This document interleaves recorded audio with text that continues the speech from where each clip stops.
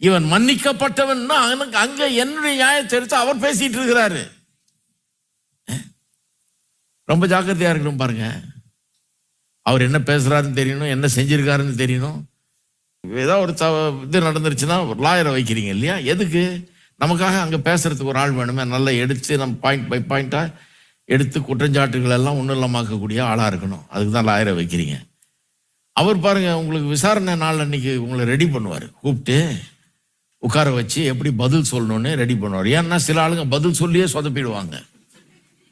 நல்லா வர்ற தீர்ப்பை திருப்பி தங்களுக்கு விரோதமாக வர வச்சிருவாங்க. ஏன்னா கேட்ட கேள்விக்கு பதில் சொல்லாமல் ஊர் கதையை சொல்லிட்டு இருப்பாங்க. இந்த கொலையை நீ தான் செய்தியா அப்படின்னா, இது பாருங்க எங்கள் ஊரில் எல்லாரும் அருவாள் எடுக்கிற ஆளுங்க தான், யார் உன்னை கேட்டது? இதனால தான் லாயருங்க கூப்பிட்டு இந்த மாதிரிலாம் பேசக்கூடாதியா, உங்கள் ஊர் என்ன, உங்கள் இது என்ன, நாங்கள் என்ன பண்ணுவோம், எங்கள் ஊர் பழக்கம் என்ன, நாங்கள் எப்படிப்பட்ட ஆளுங்க, இருந்தாலும் நான் யார் உன்னை ஏன் சுற்றி வளைச்சி, நீ செஞ்சே செய்யலையா, உண்டா இல்லையா சொல்லு, சொல்லி தருவாங்க. இதை ட்ரைனிங் கொடுப்பாங்க. பார்த்துருக்கீங்களா நீங்கள்? ஏன்னா அதில் சொதப்புற ஆட்கள் நிறைய இருப்பாங்க. கோர்ட்டில் போய் சொதப்ப முடியாது. ஏன்னா அங்கே ஒரு லாயர் இருக்கிறாரு, அங்கே ஒரு ஜட்ஜ் இருக்கிறாரு.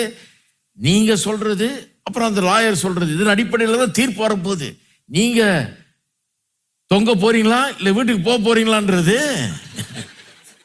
உங்க வாயிலிருந்து வர்ற வார்த்தைகள் ரொம்ப முக்கியம். கண்டதை பேச முடியாது பாருங்க. வாழ்க்கையில் நான் கற்றுக்கொண்ட பெரிய பாடம் என்னன்னா, வாய்க்கு கடிவாளம் போடணும். எதையாவது ஒன்று பேசிட்டு இருக்கக்கூடாது. கேட்காததெல்லாம் சொல்லக்கூடாது. எஸ் என்னோ, தெரியாது தெரியும் தெரியாது, உண்டு இல்லை, அவ்வளோதான். சுருக்கமாக கேட்ட கேள்விக்கு மட்டும் பதில் சொல்லணும். ஊர் கதையை பேசவே கூடாது எங்கேயும். இது எல்லா இடத்துலையும் அப்படிதான். அது ஏதாவது ஒரு வார்த்தை எக்ஸ்ட்ரா வந்ததுன்னா தொங்க வேண்டியதுதான்.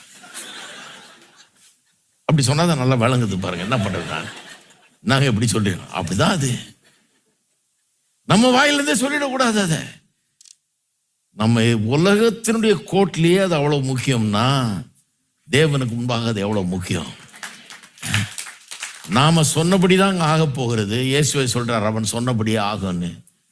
நமக்காக ஒருத்தர் வானத்திலிருந்து இறங்கி வந்து மனுஷ ரூபம் எடுத்து வந்து மனுஷனா வாழ்ந்து சிலுவையில மரித்து ரத்தம் சிந்தி கோர மரணத்தை அடைஞ்சு நம்முடைய பாவ சாபங்கள் எல்லாம் சுமந்து எல்லாம் தீர்த்து உயிரோடு எழுப்பப்பட்டு பரலோகத்துக்கு வானங்கள் வழியா ஏறி போய் பிதாவின் சமூகத்திலே போய் அதை சமர்ப்பித்து நம்மளை கிளியர் பண்ணி விட்டு இருக்கிறாரு. அங்கேயே உட்கார்ந்துக்கிட்டு நமக்காக பேசிட்டு இருக்கிறாரு. அவர் சொல்றாரு, இவன் மன்னிக்கப்பட்டவன், இவன் பாவங்கள கழுவப்பட்டவன். நீங்க வந்து நான் பாவிதாங்க அப்படின்னா என்ன அர்த்தம்? ஹலோ, கவனிக்கணும்.